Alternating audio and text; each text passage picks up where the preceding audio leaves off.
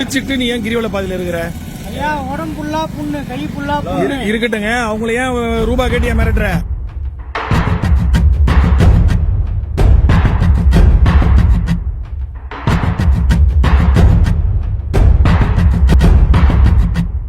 குடிச்சிட்டு நீ ஏன் கிரிவல பாதையில இருக்கிற?